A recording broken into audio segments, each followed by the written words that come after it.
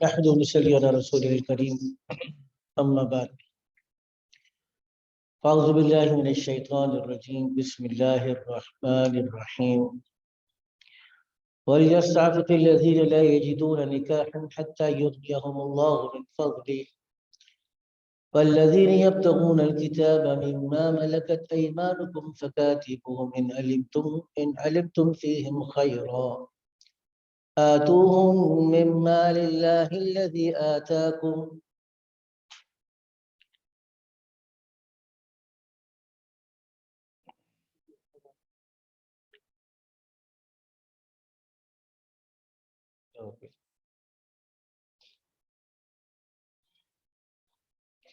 ولا تكرهوا فتياتكم على البغاء إن أردنا تحصنا لتبتغوا عرض الحياة الدنيا فمن يكرهن فإن الله من بعد إكراههن غفور رحيم صدق الله العظيم رب اشرح لي صدري ويسر لي أمري واحلل عقدة من لساني يفقهوا قولي سبحانك لا علم لنا إلا ما علمتنا إنك أنت العليم الحكيم وفوض أمري إلى الله إن الله بصير بالعباد رب يسر ولا تؤسر وتمم بالخير بك نستعين يا فتاح یا فتاح یا فتاح آیت نمبر 33 ہے 33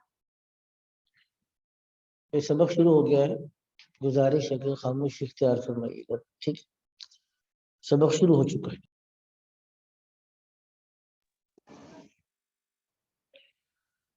ترجمہ ذرا ملاحظہ فرمائیے گا وَلْيَسْتَعْفِفِ الَّذِينَ لَا يَجِدُونَ نِكَاحًا اور چاہیے کہ بچتے رہیں کس چیز سے بچتے رہیں یعنی سیرت اور کردار کو داغدار کرنے سے گناہ کے کام سے بے شرمی اور بے حیائی سے بدکاری سے بچتے رہیں الذین لا یجدون نکاح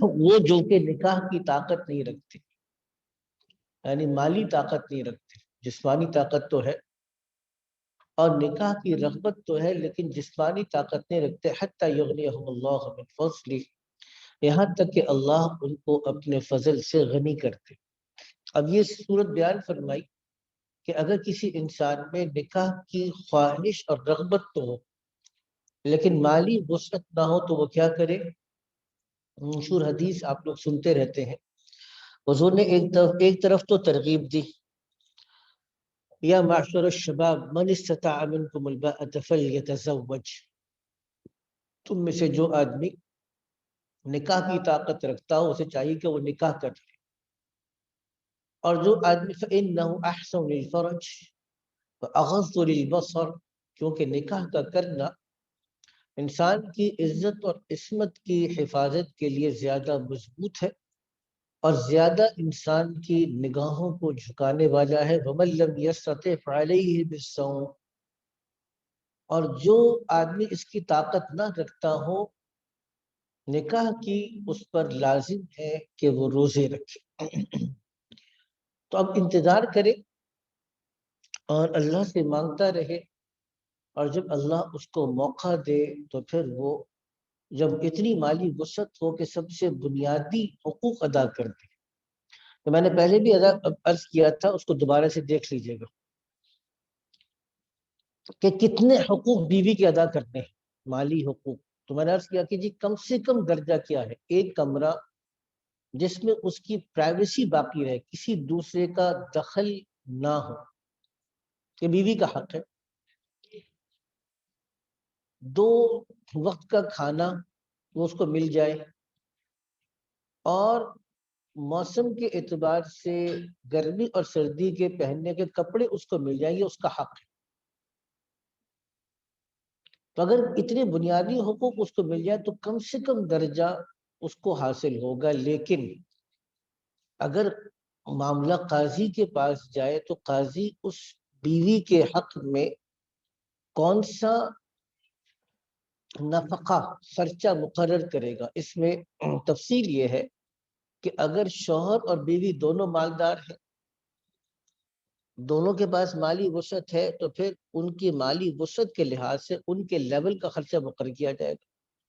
اس لیول کی اکوموڈیشن، اس لیول کے یوٹیلیٹی بلز، اس لیول کا کھانا اور اس لیول کے کپڑے، یہ ساری چیزوں کو مقرر کیا جائے گا۔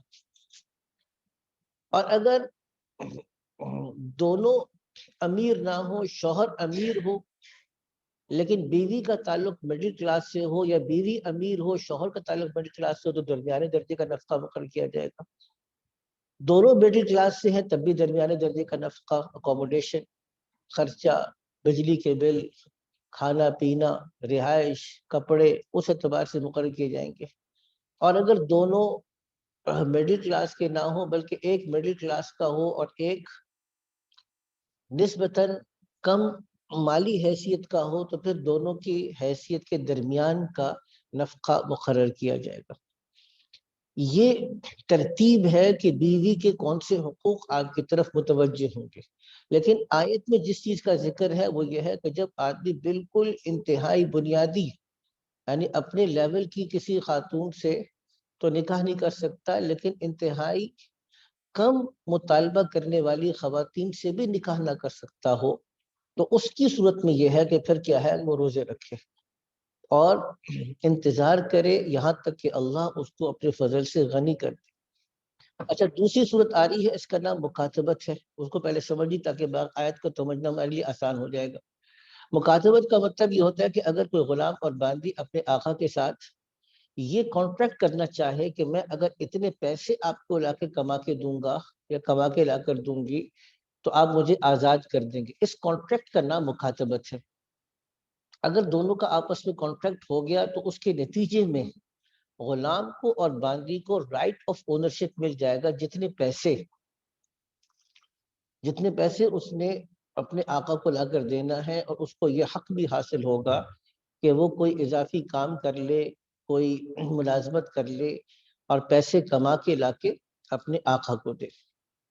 تو اب یہاں پہ اس بات کا ذکر تھا والی بہتر رہے گی نا آپ کے چھوٹی ہے، آپ پتہ والی بہتر عرض میں کر رہا تھا عرض یہ کر رہا تھا کہ جہاں شریعت نے اس بات کا حکم دیا کہ تمہاری ملکیت میں غلام اور باندی ہو تو ان کا بھی نکاح کروا دو، تو ایک ہے نکاح اگر کروا بھی دیا لیکن وہ غلامی کی زندگی گزار رہے ہیں تو وہ ایک دوسرے کے حقوق ادا نہیں کر سکتے۔ تو زیادہ بہتر یہ ہے کہ اگر وہ آزاد ہونا چاہیں تو ان کو آزادی کی آپشن دے دو، وہ مکاتبت ہے۔ اس پیرائے کے اندر اس چیز کو بیان کیا جا رہا ہے۔ وَالَّذِينَ يَبْتَغُونَ الْكِتَابَ مِمَّا مَلَكَتْ أَيْمَانُكُمْ، اب وہ لوگ جو مکاتبت کرنا چاہیں آزاد ہونے کے لیے ان غلاموں اور باندیوں میں سے جو تمہاری ملکیت میں، فَكَاتِبُوهُمْ، تو بہتر یہ ہے، میں نے بہتر کا ترجمہ اس لیے کیا اگرچہ صیغہ تو امر کا ہے لیکن علماء کرام نے بیان کیا کہ یہ حکم مستحب کے درجے کا، فرض اور واجب نہیں ہے۔ اسی ترجمہ میں نے کیا کہ بہتر یہ ہے فَكَاتِبُوهُمْ، تم ان کے ساتھ مکاتبت کا معاملہ اور کانٹریکٹ کر لو، ان عَلِمْتُمْ فِيهِمْ خَيْرًا، اگر تم ان کے اندر بہتری پاتے ہو، یعنی اپنے وعدے اور معاہدے کی پاسداری پاتے ہو تو ان کے ساتھ معاملہ کر لو۔ اور آگے بیان فرمایا آتوہم من مال اللہ الذی آتاکم، اور یہ دیگر مسلمانوں کو کہا جا رہا ہے کہ تم لوگ بھی ان کی مدد کرو۔ آتوہم، ان غلاموں کی، مکاتبین جنہوں نے مکاتبت کی ہے ان کی تم مدد کرو، من مال اللہ، اللہ کے اس مال سے، الذی آتاکم، جو اللہ نے تم کو دیا ہے۔ یہاں سے مسئلہ سمجھ میں آ گیا کہ دیکھیے جب ہم کسی کو مال خرچ کرتے ہیں کسی خیر کے کام میں تو ایک تو یہ اللہ کی توفیق ہے، اور دوسری بات کہ اللہ کے دیے ہوئے مال میں سے اللہ کی منشا کے مطابق خرچ کرنا ہے۔ اصولی طور پہ ہمیں اس پہ اجر اور ثواب ملنا ہی نہیں چاہیے تھا، کیونکہ دیکھیے ڈاکیا ہے نا، ڈاکی کا کام کیا ہے، اس کے پاس جتنے مرضی پیسے اکٹھے ہو جائیں، اونرشپ ہے نہیں، اونرشپ نہیں ہے۔ اب جب اونرشپ نہیں ہے تو وہ کیا کرے گا، جس کے نام کے پیسے ہیں اس کو وہ پیسے جا کے دے گا، تو ہماری حیثیت ہمارے اس مال میں ایسی ہے جیسا کہ ڈاکیے کا کام مال کا پہنچانا ہے. ہمیں اللہ نے مال دیا تاکہ خیر کے کاموں میں جہاں جہاں جس کا حق اللہ نے مقرر کر رکھا ہے وہاں پہ وہ مال پہنچا دو. چوتھی بات آ رہی ہے وَلَا تُكْرِهُ فَتَيَاتِكُمْ عَلَى الْبِغَاءِ إِنْ أَرَدْنَا تَحَصُّنًا. اس آیت کا ترجمہ سمجھنے سے پہلے اس کا پس منظر سمجھے گا. اس زمانے کے اندر معاملہ یہ تھا کہ باندیوں کو ایک فحش کام کرنے پر یعنی بدکاری کرنے پہ مجبور کرتے اور اس سے کمائی کرتے. کیونکہ جس آدمی کے پاس باندیاں ہوتی وہ اس نے گایا کہ ایک لفظ تو شاید مجھے کوئی اچھا نہیں مل رہا لیکن اس نے ایسا کوئی فحاشی کا اڈا بنایا ہوتا جس میں لوگ آتے ان باندیوں کے پاس وقت گزارتے اور اس طریقے سے وہ باندیوں سے پیسے کمایا کرتا تھا. اب پہلی بات تو یہ ہے کہ جہاں شریعت نے زنا کے دروازے کو شدید طریقے سے بند کر دیا اور نکاح کو کھول دیا یہاں تک کہ باندی. اب جن لوگوں کا بزنس ہے ان کا بزنس تو متاثر ہوگا. یاد رکھیے گا جہاں پر بھی اسلام آئے گا تو شوبز کا جو بزنس ہے وہ یقینی طور پہ متاثر ہوگا. اور بہت سے ایسے علاقے ہیں جہاں پہ ٹورزم میں بہت سی چیزیں ناجائز بھی ہیں. ناجائز اعمال کو، ناجائز حرکتوں کو، ناجائز چیزوں کو ٹورزم کے طور پہ پروموٹ کرتے ہیں جس سے ہماری اکانومی بہتر ہوگی. تو شریعت نے اس چیز کو منع کر دیا اور اس کو حرام قرار دیا کہ آپ اپنی باندی کو کسی بے شرمی اور بے حیائی کے کام پہ مجبور کریں. یہ آیت اس بارے میں آتی ہے. اب اس کو دیکھ لیجیے گا. بیان فرمایا کہ وَلَا تُكْرِهُ فَتَيَاتِكُمْ، اپنی باندیوں کو مجبور مت کرو. عَلَى الْبِغَاءِ، بدکاری کرنے پر، ان اردنا تحسنًا، خاص طور سے جبکہ وہ خود پاک دامن رہنا چاہتے. چونکہ اسلام کی دعوت جب چلنا شروع ہوئی تو ہر طبقے کے اندر اسلام کی دعوت سرایت کر گئی اور ان غلام اور باغیوں کے اندر بھی اسلام کی دعوت آئی، وہ بھی مسلمان ہوئے. بحیثیت انسان ان کے اندر بھی یہ جذبہ اور خواہش بیدار ہوئی کہ ہم ایک پاک صاف زندگی گزاریں. تو اللہ شریعت نے اس طرح پہ کہا کہ دیکھو وہ تمہارا غلام اور باندی ہو کر وہ اللہ کو مانتا ہے اور ایک پاک صاف زندگی گزارنا چاہتا ہے اور تم اس کو بے حیائی پر مجبور کرتے ہو لِتَبْتَغُوا عَرَضَ الْحَيَاةِ الدُّنْيَا، تاکہ تم دنیا کی زندگی کا سامان حاصل کر لو. یعنی مقصد کیا ہے اس سے تاکہ دنیا کے فوائد حاصل کر لو. تو اس چیز کو شریعت نے حرام قرار دیا. دیکھیے اس میں اگر وہ باندی اور غلام خود سے پاک دامن رہنا نہ چاہے بلکہ وہ خود بھی بدکاری پہ آمادہ ہو تب بھی یہ حرام ہے. حرام تو تب بھی ہے لیکن ان اردنا تحسن کی قید کیوں لگائی؟ تو یہ اس بات کی شناعت کو بیان کرنے کے لیے کہ تمہیں تو چاہیے تھا کہ تم ان کو شرم اور حیا کا سبق سکھاتے. وہ شرم اور حیا پہ آنا چاہتے ہو اور تم شرم اور حیا کے راستے میں رکاوٹ بنتے ہو تو یہ زیادہ قباحت کی بات ہے. اچھا اسی اصول کو اپلائی کر دیں. ہمارے گھروں کے اندر شرعی پردہ ہے، کیا ہونا چاہیے؟ بہت سی خواتین دین کی بات سنتی ہیں، ان پہ اثر ہوتا ہے اور وہ چاہتی ہیں کہ میں پردہ کروں. اب یہ گھر کے مرد حضرات ان کا کام یہ تھا کہ یہ اپنے خواتین کو شرعی پردے کی طرف لے کر آتے. ان کا کام یہ تھا کہ ان کو شرعی پردے کی طرف لے کر آتے، ان کو پردہ سکھاتے، ان کو پردے کی اہمیت بتاتے، پردہ کرنے کے فوائد بتاتے، شرم اور حیا والی زندگی سکھاتے، ازواج مطلقہ کے طریقے پہ سکھاتے. ان کا کام یہ تھا. اور اگر وہ اب آپ نے محنت نہیں کی لیکن وہ اب آنا چاہتی ہے تو اب کیا ہے؟ آپ کو تو خوش ہونا چاہیے. لیکن ہوتا کہ ہمارے معاشرے میں کہ مرد حضرات خود رکاوٹ بن جاتے ہیں. تو یہاں پہ یہ بات آئی کہ دیکھو اگرچہ یہ آیت ڈائریکٹلی تو باندیوں کے بارے میں ہے لیکن جس چیز کی طرف اشارہ کیا جا رہا ہے وہ بنیادی تعلیم یہاں پر بھی اپلائی ہوتی ہے کہ جب ایک غلام اور باندی خود پاکیزگی اختیار کرنا چاہے تو تم کیوں رکاوٹ بنتے ہو؟ اسی طریقے سے اگر کوئی خاتون خود شرعی پردہ کرنا چاہے تو اس گھر کا مرد یا اس گھر کے خاندان کے لوگ کیوں شرعی پردے میں رکاوٹ بنتے ہیں؟ اور وجہ کیا ہے؟ لِتَبْتَغُوا عَرَضَ الْحَيَاةِ الدُّنْيَا، دنیا کی کا سامان یا دنیا کی واہ واہ یا دنیا کے اندر خاندان سے کٹنے کا خوف یا برادری کا خوف یا جو بھی لوگوں کی ملامت کا خوف.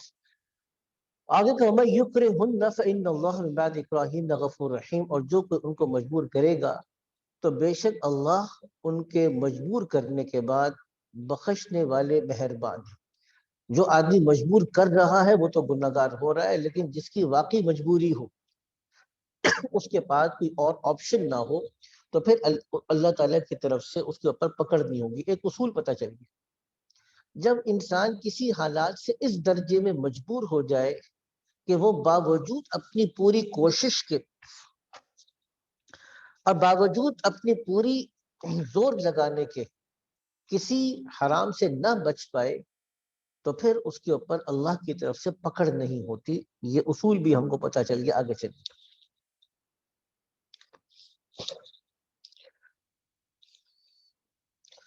آگے چلیے. وَلَقَدْ أَنزَلْنَا إِلَيْكُمْ آيَاتٍ مُبَيِّنَاتٍ، اور یقین ہم نے اتاری تمہاری طرف واضح آیات.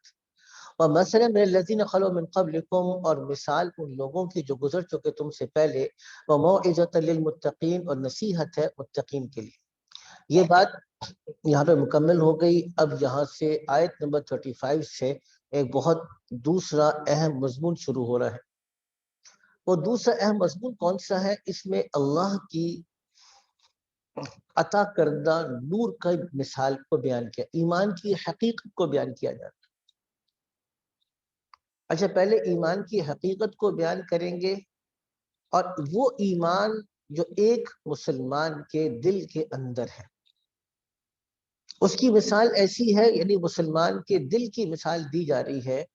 یہ ایسی ہے جیسا کہ بالکل صاف شفاف، اور اس کی فطرت سلیم ہے. وہ خیر کی ہر بات کو قبول کرنے کے لیے تیار ہے. ایسا مسلمان جس کی فطرت پر، جس کی طبیعت پر، جس کی سوچ اور مزاج پر ماحول اثر انداز نہ ہو سکا، اس کی فطرت سلیم ہے. اسی لیے حضور اکرم صلی اللہ علیہ وسلم پر جب وحی نازل ہوئی اور آپ صلی اللہ علیہ وسلم گھر واپس آ کے سب سے پہلے کس کو بتایا؟ اما جان حضرت خدیجہ الکبریٰ رضی اللہ تعالیٰ عنہ کو بتایا.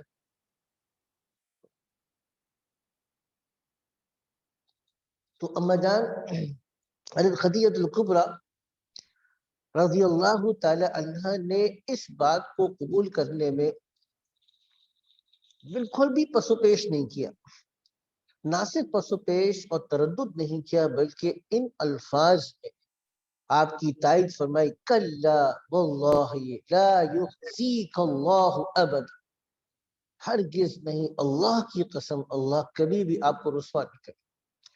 اب اما جان حضرت خدیجہ الکبریٰ رضی اللہ تعالی عنہ نے 55 سال مکہ کے ماحول میں گزارے تھے. وہ مکہ کا ماحول 55 سال، جس 40 سال کی عمر میں حضور اکرم صلی اللہ تعالی علیہ وسلم پہ وحی نازل ہوئی، تو آپ کی عمر 40 سال تھی اور اما جان حضرت خدیجہ الکبریٰ کی عمر 55 سال تھی. 55 سال مکہ کے شہر میں جہاں بت پرستی تھی، خانہ کعبہ کے اندر بت نصب تھے، اس ماحول نے اما جان حضرت خدیجہ الکبریٰ کی فطرت کو نہیں بدلا. اسی طرح جب آپ صلی اللہ علیہ وسلم حضرت ابوبکر صدیق کے پاس گئے تو حضرت ابوبکر صدیق نے ایک لمحے کا بھی تردد نہیں کیا، فوراً سے اس کو قبول کر لیا.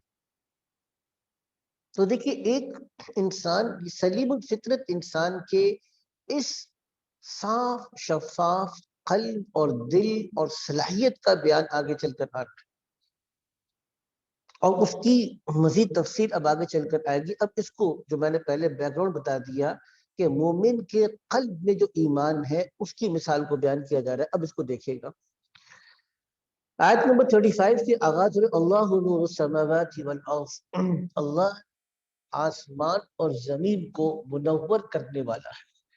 یعنی اللہ نور السماوات والارض کا مطلب بنے گا اللہ منور السماوات والارض، اللہ روشن کرنے والا ہے زمین اور آسمان کو، یعنی زمین اور آسمان کو وجود دے کر زمین اور آسمان کے اندر توانائی اور زندگی اور حرکت اور حرارت یہ سب کچھ رکھنے والا کون ہے؟ یہ اللہ کی ذات عالی ہے۔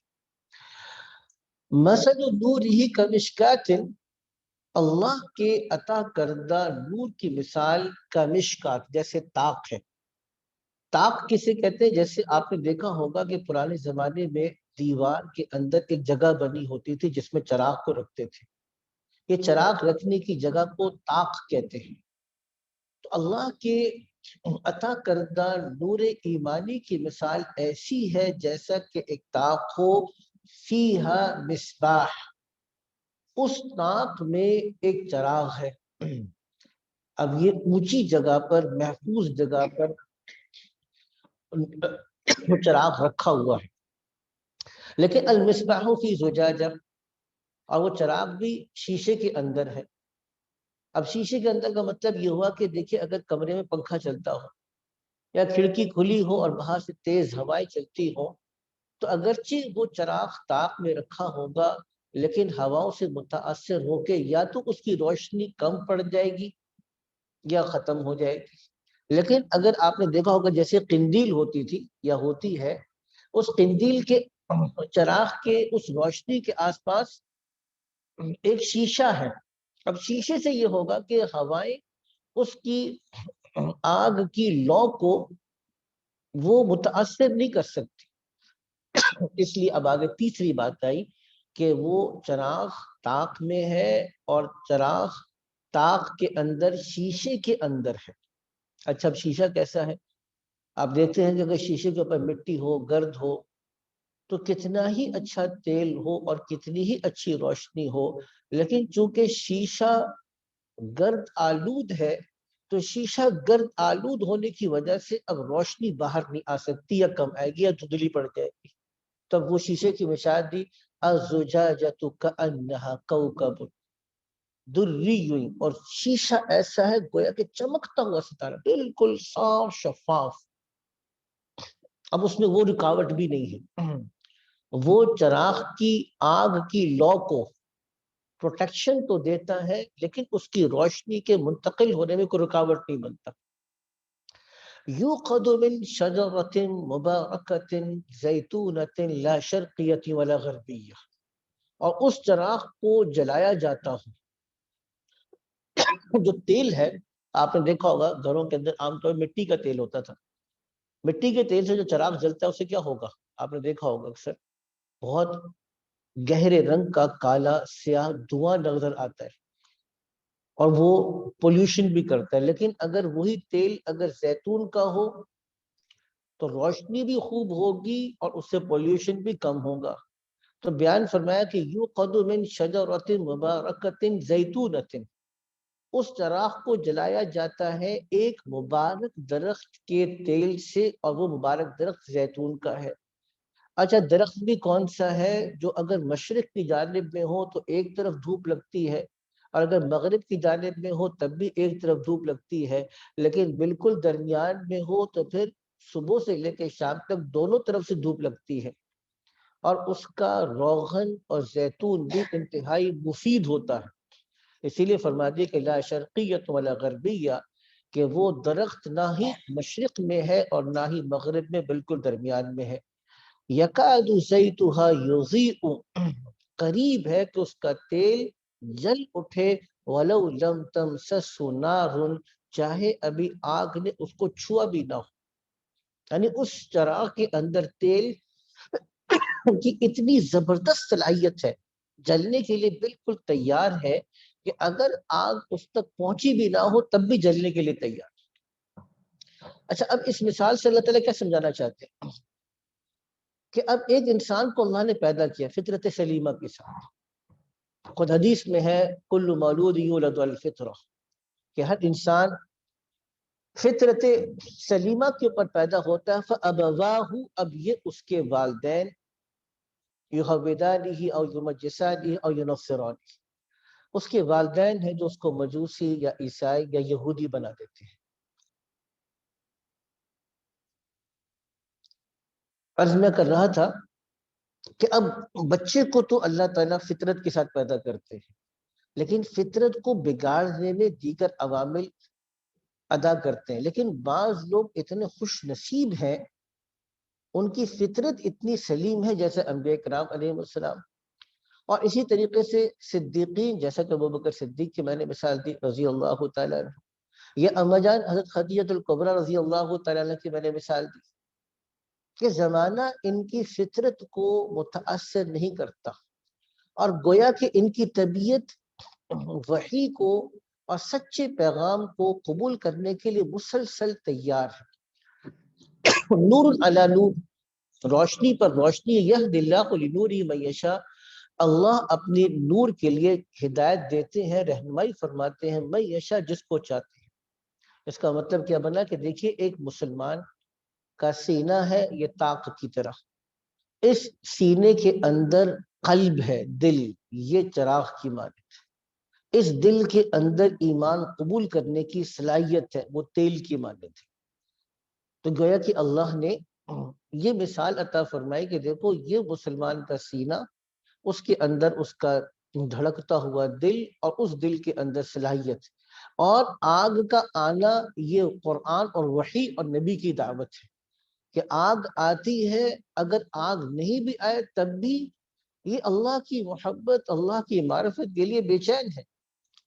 اور جیسے ہی آتی ہے وہ اس کو فوری طور پہ قبول کرتا ہے اور اس پہ ایمان لانے کے لیے تیار رہتا ہے. فرما دیا یہدی اللہ لنورہ، اللہ اپنے عطا کردہ نور کی طرف رہنمائی فرماتے ہیں، من یشاء، جس کو چاہتے ہیں. وَيَضْرِبُ اللَّهُ الْأَمْثَالَ لِلنَّاسِ، اور اللہ مثالوں کو بیان کرتے ہیں لوگوں کی خاطر. وَاللَّهُ بِكُلِّ شَيْءٍ عَلِيمٌ، اور اللہ ہر چیز پر علم رکھتے ہیں. فی بیوت اذن اللہ ان ترفع وَيُذْكَرَ فِيهَا اسْمُهُ، اور ان گھروں کے اندر، اب ان گھروں سے کیا مراد ہے؟ مساجد مراد. اب یہ فوراً سے ایمان کے بعد ذکر مسجد کا کیوں کیا؟ کیونکہ یہ مراکز ہیں ایمان کی. ایمان والا اس مرکز سے جڑتا ہے، جو اس سے جڑتا ہے اس کو ایمان ملتا ہے. تو چونکہ اب اس ایمان کے حصول یہ کا مرکز مسجد ہے، یا ایمان کے حصول کے بعد بقاء ایمان کا مرکز یا ترقی ایمان کا مرکز مسجد ہے، تو اب اس کے فوراً بعد اللہ نے مسجد کی اور ان مراکز اور گھروں کی مثال دی جس میں اللہ کا نام. فی بیوت اذن اللہ، ان گھروں کے اندر اللہ نے حکم دیا ان ترفع، کے بلند کیا جائے، وَيُذْكَرَ، اور ذکر کیا جائے، فیہا، ان گھروں میں، اسم اللہ کا نام. اب آگے چلے، یسبح لہ فیہا بالغدو والآصال، اللہ کی تسبیح کرتے ہیں فیہا، ان گھروں کے اندر، بالغدو، صبح کے اوقات میں، والآصال، اور شام کے اوقات میں. کون اللہ کی پاکی کو بیان کرتے ہیں، اللہ کی عظمت کو بیان کرتے ہیں، اللہ کی بڑائی کو بیان کرتے ہیں. مخلوق کے دلوں سے مخلوق کے تأثر کو دھو کر اللہ کی عظمت کو بٹھاتے ہیں. کون ایسے خوش قسمت لوگ ہیں؟ بیان وہ رجال لا تلہیہم تجارۃ ولا بیع عن ذکر اللہ، ایسے اللہ کے بندے. اب یہ ہے ایمان کی حقیقت جب انسان کے دل میں آ گئی. تو دیکھیں جب انسان کو شروع میں دین کی طرف آتا ہے نا، تو وہ دنیا کے کام سے بھاگتا ہے. ہم نے بھی اسٹوڈنٹس کی لائف میں دیکھا، اپنی لائف میں بھی دیکھا کہ جو اسٹوڈنٹ آئے گا دین کی طرف وہ سست ہو جائے گا. دنیا کے کام سے اس کی جان جاتی ہے، یا کم از کم اس کی رغبت ختم ہوتی ہے. لیکن یہ عارضی کیفیت ہے اور کچی کیفیت ہے، کچے پن کی علامت ہے، پکا نہیں ہے ابھی یہ آدمی. اس کو ہمارے پاس مشائخ کی اصطلاح میں کہتے ہیں کہ یہ ابھی عروج کے مرحلے سے گزر رہا ہے. عروج ایسے ہوتا ہے جیسے کہ پلین ٹیک آف کرتا ہے، جہاز ٹیک آف کرتا ہے تو کیا ہوتا ہے، جیسے جیسے آپ اوپر جاتے ہیں گھر اور بہت سے شہر کی روشنی کم ہوتی چلی جاتی، لیکن بالآخر اوپر جا کے تو کچھ بھی آپ کو نظر نہیں آتا. تو شروع کا مرحلہ یہ ہے، انسان کا دل چاہتا ہے بس سب میں اکیلا رہوں، تنہائی ہو، خوب تلاوت کروں، خوب نماز پڑھوں اور دل بھی لگ رہا ہوتا ہے، لیکن یہ عارضی کیفیت ہوتی ہے۔ اچھا یہ کیفیت ختم ہو جاتی ہے اور درمیان میں پھر دنیا کا خیال آنا شروع ہوتا ہے، انسان سمجھتا ہے کہ جناب میں تو شاید محروم ہو گیا، حالانکہ محروم نہیں ہوتا، یہ اب اللہ تعالیٰ اس کی تربیت فرماتے ہیں۔ اب اس کو تھوڑے سے غوطے لگنا شروع ہوتے ہیں، کبھی دنیا کی طرف، کبھی دین کی طرف، کبھی دنیا کی طرف، کبھی دین کی طرف، کبھی نماز میں دل لگ رہا ہے، کبھی نماز میں دل نہیں لگ رہا، کبھی مجاہدہ آ رہا ہے، پہلے جیسا ذکر میں دل لگتا تھا، تلاوت میں دل لگتا تھا، اب اپنے آپ کو مجبور کرنا پڑتا ہے۔ پہلے تو کبھی ٹی وی ڈراموں کا خیال بھی نہیں آتا تھا، اب ٹی وی ڈراموں کا خیال دوبارہ سے آنا شروع ہو گیا۔ جن چیزوں کو چھوڑ دیا تھا، میوزک کو چھوڑ دیا، گانوں کو چھوڑ دیا، اب دوبارہ سے خیال آنا شروع، پریشان ہو گیا کہ میں تو اچھا خاصا دیندار ہو گیا تھا۔ لیکن کیا ہوتا ہے، یہ حالت بھی عارضی ہے، یہ دوسری حالت بھی گزر جاتی ہے۔ اس کے بعد اللہ تعالیٰ انسان کو پختگی نصیب فرماتے ہیں، مضبوطی نصیب فرماتی ہیں۔ یہ مضبوطی کیا ہے جس کا ذکر یہاں پہ آ رہا ہے، جو میں اتنی لمبی تمہید باندھی، میں نے اتنی لمبی تمہید باندھی کیونکہ دیکھیں منزل یہ ہے، اللہ تعالیٰ نے بیان فرمایا، پہلے ایمان کی حقیقت کو بیان کیا، اب ایمان جب آ جائے تو اس کے بعد وہ مراکز کا کیا حال ہوگا، وہ مراکز بیان کر دیے کہ ان مسجدوں کے اندر، ان مسجد میں اور ایمان کے مراکز میں آپ کو ایمان ملے گا۔ تو ان گھروں کے اندر اللہ نے حکم دیا کہ اللہ کے نام کو بلند کیا جائے اور اس کا ذکر کیا جائے، اور یہ ذکر کرنے والے کون سے لوگ ہوں گے ان کا بیان ہے۔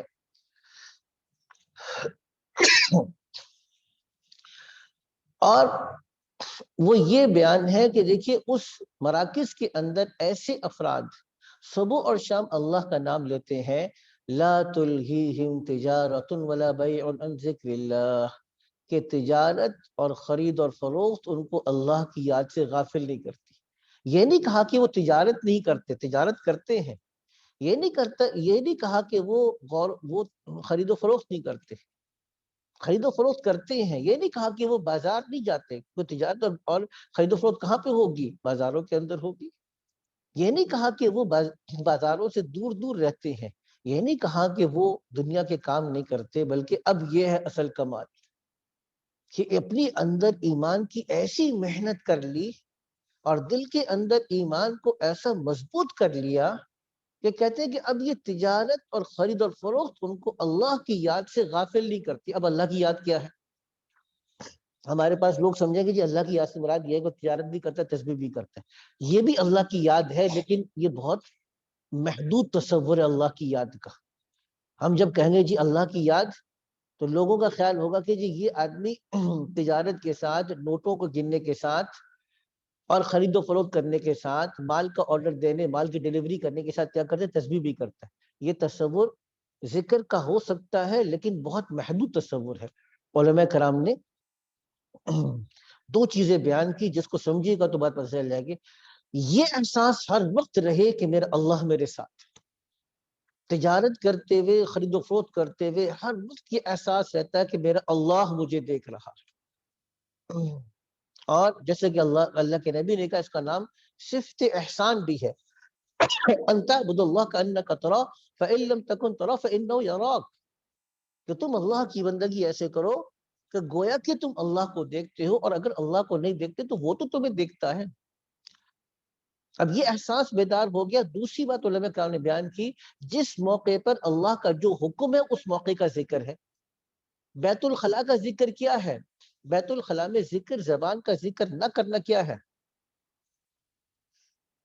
بیت الخلاء میں جا کے آپ تلاوت نہیں کر سکتے، بیت الخلاء میں جا کے آپ تسبیحات نہیں کر سکتے۔ یہ اس موقع پہ یاد آ گیا کہ اس موقع کا حکم یہ ہے، یہ ذکر ہے۔ میں نے خانہ کعبہ کی طرف رخ کر کے نہیں بیٹھنا، میں نے خانہ کعبہ کی طرف پیٹ نہیں کرنی، یہ اس موقع کا ذکر ہے۔ طہارت حاصل کرتے ہوئے پانی کا استعمال کرنا ہے یا پتھر کا استعمال کرنا ہے یا دونوں کو جمع کرنا ہے، احکامات شریعت یاد آ گئے، سنت کی تعلیمات یاد آ گئی، یہ بیت الخلاء میں یہ اس موقع کا ذکر ہے۔ غسل کرتے ہوئے غسل کرنے کے فرائض یاد آ گئے، سنت طریقہ یاد آ گیا، یہ اس موقع کا ذکر ہے۔ اب اگر آپ نے تجارت کی، تجارت کرتے ہوئے آپ کو تجارت کے احکامات یاد آ گئے تو اس موقع کا ذکر ہے، اور اگر نہیں یاد آ رہے تو نافع کی خدمات لیں۔ نافع آپ کو کیا کرے گا؟ اس موقع کا ذکر سکھائے گا. ایڈورٹائزمنٹ بھی تو کرنی ہوتی ہے نا درمیان اپنی, ٹھیک ہے. تو خیر میں نے معروف کو تھوڑا سا وہ کرنے کے لیے, بہت زیادہ سیریس گفتگو چل رہی تھی, میں نے تو تھوڑا سا اس کو ذرا ریلیکس بھی کرنی چاہیے. تو ہمارا سن میں جن کو نہیں پتا ان کے لیے عرض کر رہا ہوں, ہمارا ادارہ ہے جو فری آف کاسٹ, اس لیے ہم اتنے دھڑلے کے ساتھ اس لیے دعوت دیتے کیونکہ ہماری consultancy services free of cost ہوتی ہیں, پیسے چارج نہیں کرتے. مفت میں جا کے علماء کرام, مفتی حضرات اس جا کے یہ بتاتے ہیں کہ آپ نے تجارت اللہ کی مرضی کے مطابق کیسے کرتی ہے, پورا جائزہ لے کے روڈ میپ بنا کے دیتے ہیں.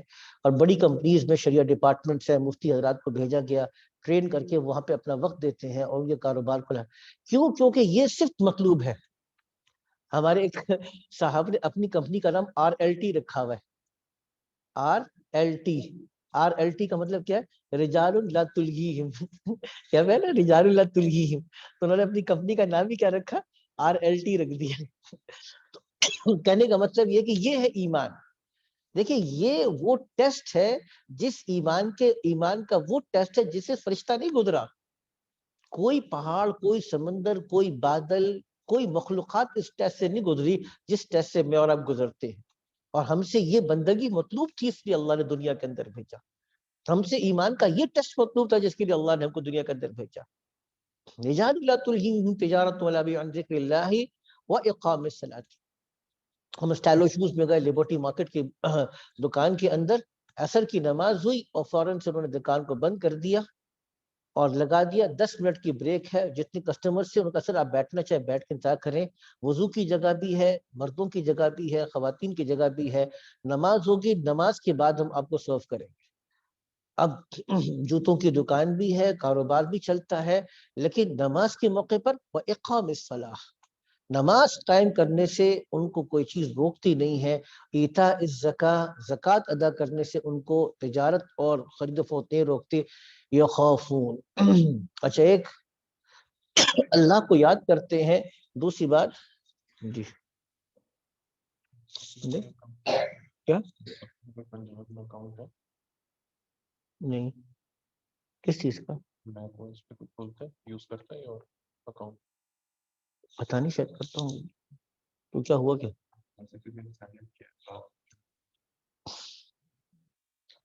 پتہ نہیں, مجھے شاید کوئی کر رہا ہو اس مجھے نہیں پتا اس کا. آگے چلیے گا تو بس کرو, یخافون یوم تتقلب فیہ الابصار. اور نہ صرف یہ ہے کہ وہ اللہ کی پاکی میں لگے رہتے ہیں, لیکن دوسری چیز اکاؤنٹیبلٹی کا خوف. جہاں اللہ کی محبت ہے وہاں پہ دوسرا ایک دھڑکا لگا ہوا ہے. دھڑکا کیا لگا ہوا ہے؟ یخافون, ڈرتے ہیں, یومن, اس دن سے, تتقلب فیہ القلوب والابصار, جس دن کے انسان کے دل اور نگاہیں پلٹ جائیں گی. یجزیہم اللہ احسن ما عملوا, آگے بیان فرما دیا آیت نمبر 38 میں, تاکہ اللہ ان کو بدلہ دے ان کے بہترین اعمال کا جنہوں نے کیا. اللہ سبحانہ وتعالی جب آپ نے کچھ اعمال کو مخلوط کر دیا, نیک اعمال کیے, کچھ اچھے اعمال بھی کیے, کچھ آپ نے ناقص اعمال بھی کیے, اللہ بدلہ کس کا دے گا؟ احسن ما عملوا.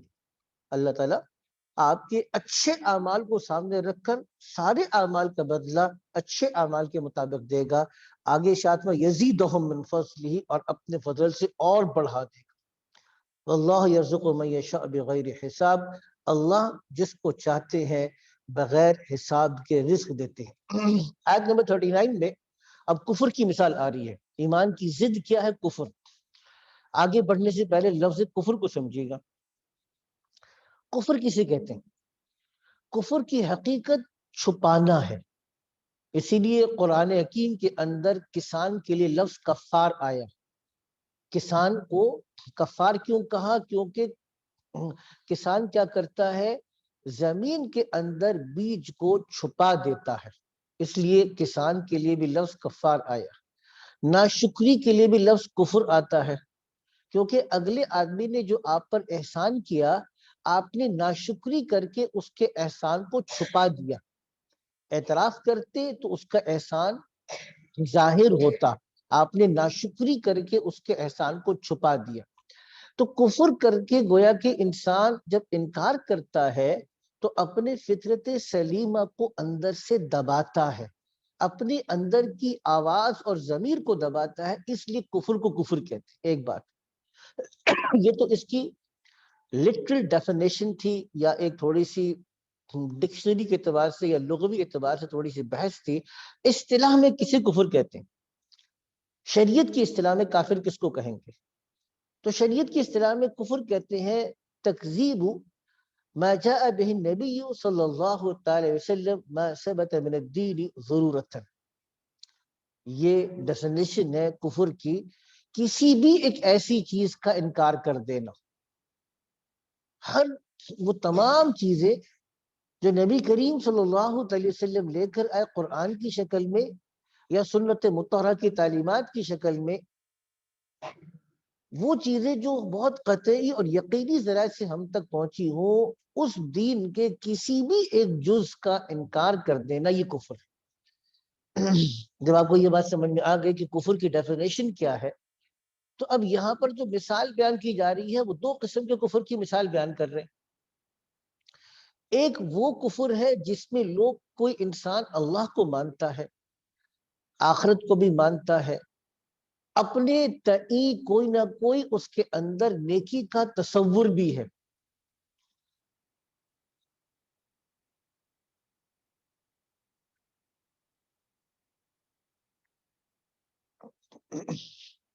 اور اپنے تئیں نیکی کا تصور ہونے کے بعد وہ اس سے کسی قسم کی بھلائی کی توقع بھی رکھتا ہے۔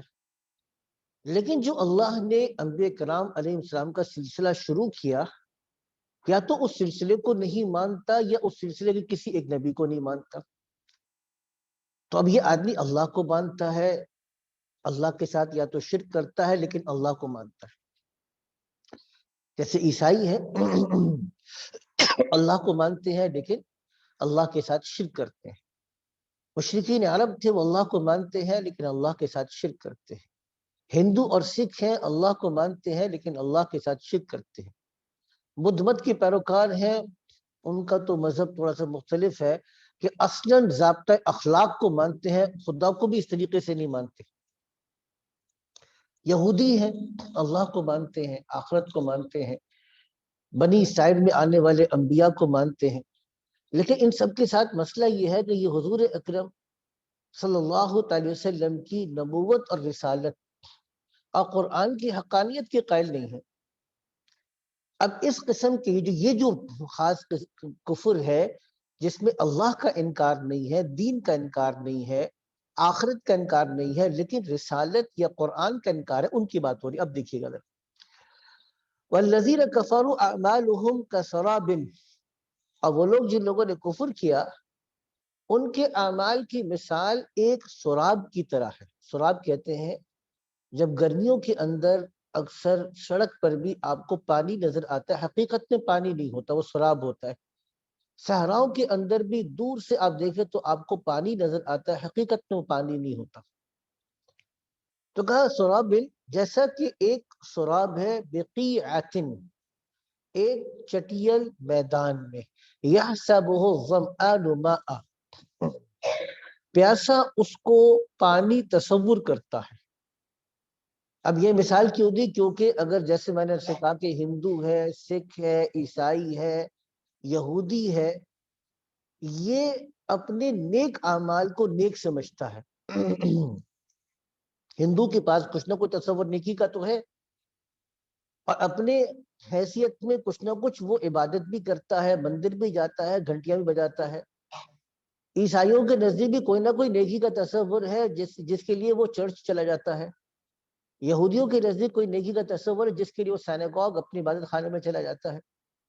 تو ہر ایک کے پاس کوئی نہ کوئی بھلائی اور نیکی کا تصور ہے، اور اس بھلائی اور نیکی سے وہ کوئی نہ کوئی امید لگاتا ہے۔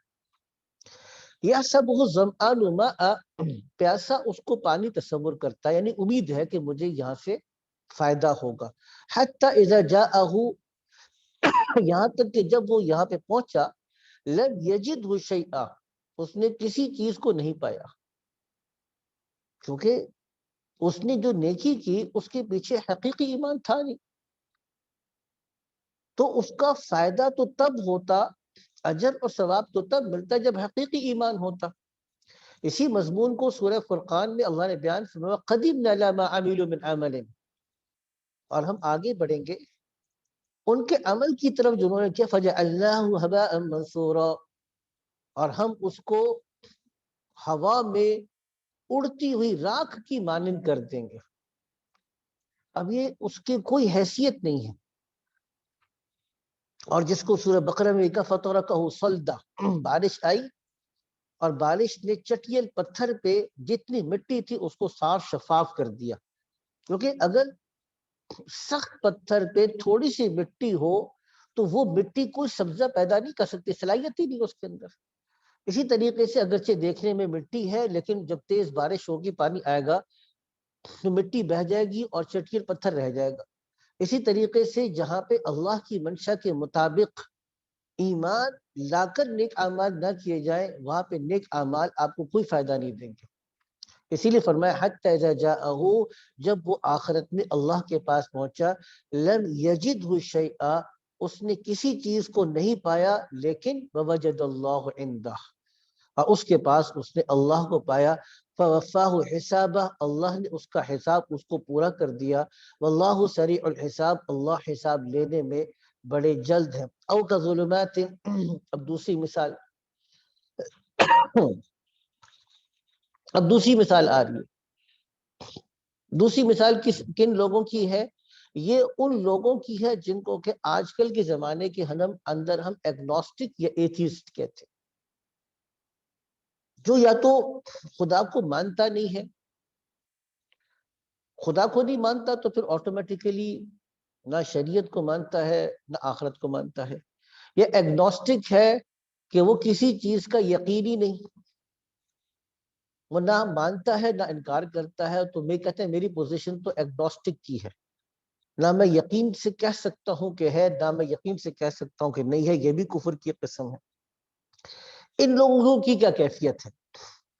چونکہ اب جو آدمی نہ اللہ کو مانتا ہے نہ آخرت کو مانتا ہے نہ اللہ کے عطا کردہ نظام زندگی اور دین کو مانتا ہے، اس آدمی کے لیے اندھیرا ہی اندھیرا ہے.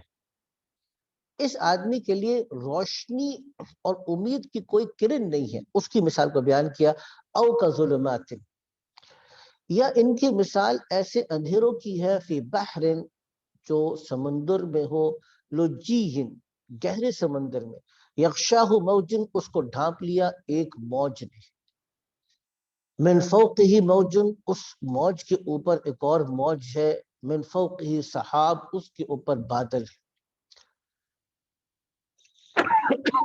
ظلمات بعضها فوق بعض، اندھیرے ہیں ایک دوسرے کے اوپر. اذا اخرج یدہ لم یکد یراہا، جب اس نے ہاتھ نکالا لم یکد یراہا تو وہ اس کو نہیں دیکھ سکتا. ومن لم یجعل اللہ لہ نورا فما لہ من نور، اور جس کے لیے اللہ نے کوئی نور نہ بنایا ہو اس کے لیے کوئی نور نہیں. ایک فرینچ کیپٹن تھے، ان کا نام تھا ڈاکٹر غرینیا. ان کو کہیں سے قرآن حکیم کا نسخہ ہاتھ لگ گیا اور یہ آیت پڑھی تو بڑے حیران ہوئے. چونکہ کیپٹن کا مطلب تھے بحری جہاز کے کیپٹن، اور زندگی گزری تھی بحری جہاز کا سفر کرتے ہوئے. اور بحری جہاز میں جب بادل ہو تو چاند کی روشنی ختم ہو جاتی ہے. تو ایسا جس کو آپ کہتے ہیں نا پچ ڈارکنس، ایسی پچ ڈارکنس ہوتی ہے کہ آپ کو یہ نہیں پتا چلتا کہ زمین کہاں ہے آسمان کا ہے، اوپر سے لے کے نیچے تک آپ دیکھ. اچھا اس کے اندر یہ کہ پھر آدمی اگر سمندر کے اندر ہو اور سمندر کی موجود اس کو گھیرا ہوا ہو تو اس اندھیرے کا تو تصور ہی نہیں کر سکتے. تو اندھیروں کی اتنی خوبصورت مثال کو دیکھ کر ڈاکٹر غرینیا نے کہا کہ ہو سکتا ہے جس آدمی نے قرآن کو لکھا ہو اس کی زندگی سمندری اور بحری سفر کرتے ہوئے گزری ہوگی. لیکن جب یہ پتا چلا کہ آپ صلی اللہ علیہ وسلم نے ساری زندگی ایک دفعہ بھی بحری سفر نہیں کیا تو اس نے کہا کہ یہ ہو ہی نہیں سکتا. اتنی خوبصورت مثال کوئی ایسا آدمی دے جس نے بحری سمندر کا سفر نہ کیا ہو تو مسلمان ہو گئے. تو یہ ایک ضمن بات آ گئی. تو یہاں پر میں کر رہا تھا کہ دیکھیے اندھیرے کی خاصیت کیا ہے. اللہ تعالیٰ نے دوسری مثال میں، پہلی مثال میں دیا کہ جس میں آپ کو مستقبل کے بارے میں کچھ امیدیں لگی ہوئی ہیں اور بھاگ دوڑ بھی کرتے ہیں، کوشش بھی کرتے ہیں، لیکن آپ کی ساری پلاننگ اور آپ کی امید، آپ کی توقع دھری کی دھری رہ جاتی ہے، کیونکہ جو سٹینڈرڈ اللہ نے اتارا تھا آپ نے اس ایس او پی کو، اس سٹینڈرڈ کو آپ نے فالو نہیں کیا۔ یہ پہلی مثال میں جو گزر گیا۔ دوسری مثال میں اللہ نے ظلمت اور اندھیرے کی مثال دی۔ اب اندھیرے کی حقیقت کیا ہے کہ اگر مثال کے طور پر میں یہاں بیٹھا ہوں، اس وقت یہاں پہ ڈارکنیس ہو، اب میں اٹھنا چاہوں گا تو سب سے پہلے میز سے ٹکراؤں گا کیونکہ مجھے میز نظر نہیں آ رہی، پھر ہو سکتا ہے کرسی سے ٹکراؤں، پھر میں دروازے کی طرف جانا چاہوں گا تو دروازے سے بھی جاتے ہوئے میں کسی ستون سے ٹکراؤں گا۔ جس کا مطلب کیا ہوا کہ اندھیرے میں کیا ہوتا ہے، کسی چیز کی حقیقت جیسے کہ وہ موجود ہے وہ آپ کو نظر نہیں آتی، جس وجہ سے آپ ہٹ اینڈ ٹرائل کر کے بہت سی چیزوں سے ٹکراتے ہیں۔ اب اس میں گھبراہٹ بھی ہے، جسمانی تکلیف بھی ہے، فرسٹریشن بھی ہے، پریشانی بھی ہے۔ تو اندھیرے کا مطلب یہ ہے، ایک بات کہ جو چیز جس جگہ پر ہے وہ آپ کو نظر نہیں آ رہی، you are not able to recognise anything as it is, جس جگہ پہ جو چیز موجود ہے اس جگہ پہ آپ اس کو پہچاننے کی پوزیشن میں نہیں ہے۔ دوسری بات، آپ جب کوئی فیصلہ کرنا چاہتے ہیں، قدم اٹھانا چاہتے ہیں، تو قدم قدم پر آپ کو ٹھوکر لگتی ہے، تو آپ جسمانی تکلیف میں مبتلا ہوتے ہیں، اور چونکہ آپ کو اپنے نکلنے کا راستہ نظر نہیں آ رہا تو اس کا مطلب یہ ہو کہ آپ کو ڈپریشن اور فرسٹریشن بھی ہوتی ہے۔ اندھیرے کا مطلب یہ چار چیزیں ہیں۔ جب شریعت کہتی ہے، اللہ کہتے ہیں کہ کفر ایک اندھیرا ہے اور ایمان ایک روشنی ہے، تو مطلب یہ ہوا کہ دیکھیے ایمان کی روشنی میں آپ کو ہر چیز کی حقیقت نظر آئے گی۔ دنیا کی ایک حقیقت ہے، یہ اس سے نہ بڑھ کر ہے نہ اس سے کم تر ہے۔ مال دولت کی ایک جگہ ہے، اس کی ایک حقیقت ہے، رشتوں کی ایک حقیقت ہے۔ جس چیز کی جو حقیقت ہے وہ حقیقت آپ کو اس جگہ کے اوپر نظر آئے گی۔ اچھا، جب اس روشنی کے اندر جب آپ قدم اٹھائیں گے تو کسی قسم کی کوئی ٹکراؤ آپ محسوس نہیں کریں گے، کسی قسم کی ٹھوکر نہیں کھائیں گے، بلکہ ہر چیز ہر جگہ سے آپ بڑے اطمینان سے گزرتے ہوئے چلے جائیں گے۔ اور چونکہ منزل سامنے ہے، کمرے سے نکلنے والا راستہ کون سا ہے وہ راستہ بھی آپ کے سامنے ہے، اس لیے اطمینان اور سکون آپ کی زندگی میں ہوگا۔ تو جب آپ کہتے ہیں کہ ایمان نور ہے تو اس کی چار خاصیتیں ہیں۔ جب آپ کہتے ہیں اگر کفر ظلمت ہے تو ظلمت کے چار مصیبتیں ہیں۔ تو یہاں پہ اللہ نے بیان فرما دیا کہ اب ان کی مثال یہ ہے کہ یہ ظلمتوں کے اندر ہے۔ کفر اب ایک سے بڑھ کر ایک ظلمت ہے، کہیں خواہشات کی ظلمت ہے، کہیں رسوم و رواج کی ظلمت ہے، کہیں پہ خود سے تراشیدہ تصورات کی ظلمت ہے۔ اب صرف مارکسزم نے انسانیت کو راستہ دکھایا سوشلزم کا، اور لینن نے رشیا کے اندر جو انقلاب برپا کیا وہ لاکھوں انسان کی قربانی کے بعد اور نصف صدی کے تجربے کے بعد کیا ہو گیا؟ ناکام ہو گیا۔ تو ٹھوکر ہے۔ کیپٹلزم نے جو نظام دیا اب وہ بھی آخری سانس لے رہا ہے، پوری انسانیت کو داؤ پہ لگانے کے بعد کیا ہو رہا ہے؟ پوری انسانیت کو داؤ پہ لگانے کے بعد آج بھی آپ کا معاملہ یہ ہے کہ تقریباً 1% انسانوں کے پاس 99% لوگوں کے وسائل موجود ہیں، اور 99% لوگ 1% لوگوں کے رحم و کرم پر ہیں۔ یہ کیپٹلزم کا نظام آپ کو دے دیا۔ تو جنگ، ٹکراؤ، قتل و غارت گیری، فتنہ، فساد، یہ ظلمت آپ کو کہاں سے ملی؟ یہ ظلمتوں کو اللہ نے قرآن کے اندر بیان کیا کہ دیکھو یہ ظلمت کفر کی ظلمت۔ آگے چلیے گا، آگے آخری ٹکڑا تھا آیت نمبر 40 کا، وَمَن لَمْ يَجْعَلِ اللَّهُ لَهُ نُورًا فَمَا لَهُ مِن نور، جس کے لیے اللہ کوئی نور نہ بنائے اس کے لیے کوئی نور نہیں ہے۔ آگے آیات ہے، ان کو ذرا ایک روانی سے ہم کر لیں گے، ٹائم کتنا ہو گیا، جلدی سے کر لیتے ہیں، آخر میں دیں گے انشاءاللہ آپ کو سوالات کا جواب۔ أَلَمْ تَرَ أَنَّ اللَّهَ يُسَبِّحُ لَهُ مَن فِي السَّمَاوَاتِ وَالْأَرْضِ وَالطَّيْرُ صَافَّاتٍ، کیا آپ نے نہ دیکھا بے شک اللہ کے لیے پاکی بیان کرتا ہے جو کچھ آسمانوں میں ہے زمین میں پاکی بیان کرتا ہے کا ایک مطلب یہ ہے کہ وہ واقعی اس کو اللہ نے ایک شعور دیا ہے اور وہ اپنے شعور کے مطابق اللہ کی تعریف میں لگا ہے. یہ بھی قرآن حکیم میں ہے. ان من شیء الا یسبح بحمدہ، زمین آسمان کی کوئی چیز ایسی نہیں ہے جو اللہ کی پاکی کو بیان نہ کرتی ہو. وَلَكِنْ لَا تَفْقَهُونَ تَسْبِيحَهُمْ، لیکن تم لوگ اس کی پاکی کو نہیں سن سکتے، تمہیں سمجھ میں نہیں آتا. تو اس آیت سے تو پتہ چلا کہ پہاڑ ہو، جمادات ہو، نباتات ہو، پرندے ہو، تمام مخلوقات کو اللہ نے ایک شعور دیا ہے. اپنے فہم اور شعور کے مطابق وہ اللہ کی پاکی کو فزیکلی بیان کرتے ہیں، ان ریالٹی بیان کرتے ہیں. اور دوسرا علماء کرام نے بیان کیا کہ دیکھو تسبیح کا مطلب ہے، پاکی کا مطلب ہے یعنی اپنے وجود سے اللہ کی عظمت کو بیان کرتے ہیں، اپنے وجود سے ثابت کرتے ہیں کہ ہمارے بنانے والا بہت کامل ہے، ہر نقص سے پاک ہے.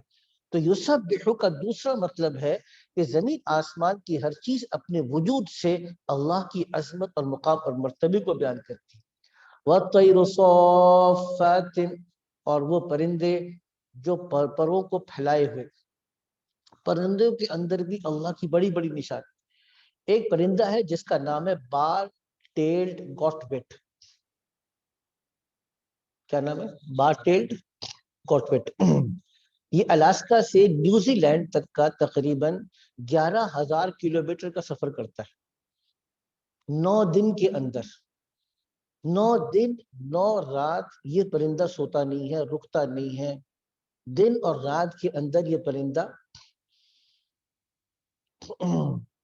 سفر کر کے پہنچتا ہے، لینڈ کرتا ہے. جو مائگریٹنگ برڈز ہوتی ہیں نا، مائگریشن کرنے والی برڈز ہوتی ہیں، اس میں سے اس کا شمار ہوتا ہے. اور دنیا کی امیزنگ برڈز کے اندر اس کا شمار ہوتا ہے. جب یہ لینڈ کرتا ہے تو 50% آف اپنا ویٹ لوز کر چکا ہوتا ہے، لیکن اپنے فلائی کرنے سے پہلے اس کو پتا ہے کہ میں نے اتنا سٹور کرنا ہے، کیونکہ اگلے 9 دن میں نے فلائی کرنا ہے. تو 9 دن فلائی کرنے سے پہلے مجھے کتنا سٹور کرنا چاہیے، اتنا سٹور کر کے یہ آگے جاتا ہے. عجیب بات، 2 باتیں اور عجیب ہیں. نیشنل جیوگرافک والوں نے بتایا کہ یہ پرندہ اپنی آدھے دماغ کو سوئچ کرتا ہے، جیسے جہاز اپنے انجن کو سوئچ کرتا ہے، بعض انجن کو بند کرتا ہے، بعض انجن کو آن کرتا ہے. تو آن اینڈ آف مختلف انجنز کو کرتے رہتے ہیں ان کو آرام دینے کے لیے. اب چونکہ یہ سوتا تو نہیں ہے لیکن اس کو آرام چاہیے، تو اس کے اندر اللہ نے آٹومیٹک سسٹم رکھا ہے کہ یعنی کہ اپنا جو 50% آف دا برین ہے اس کو آرام کرواتا ہے اور 50% آف دا برین کام کرتا ہے اور پھر اس کو سوئچ کرتا ہے. اس طریقے سے اپنی نیند کی ضرورت کو پوری کرتا ہے. اور اس سے زیادہ حیرت کی بات انہوں نے کیا بیان کی کہ رات کو ستاروں کے ذریعے سے اپنی ڈائریکشن معلوم کرتا ہے. یعنی اب یہ چونکہ نیوزی لینڈ اور الاسکا کے درمیان میں اسٹریٹ لائن تو نہیں ہے نا، اگر وہ جا رہا ہے تو اس نے کہاں سے مڑنا ہے، راتوں کے اوقات میں ڈائریکشن کو معلوم کر کے اس طریقے سے جاتا ہے. یہ ساری چیزیں کہ میں نے اس موسم میں اس جگہ سے اڑ کر میں نے فلانے علاقے تک پہنچنا ہے اور وہاں پہ میرے لیے ایک سیف ہیون ہے، یہ اس کو کون سکھاتا ہے؟ اتنا لمبا اڑنا اس کو کون سکھاتا ہے؟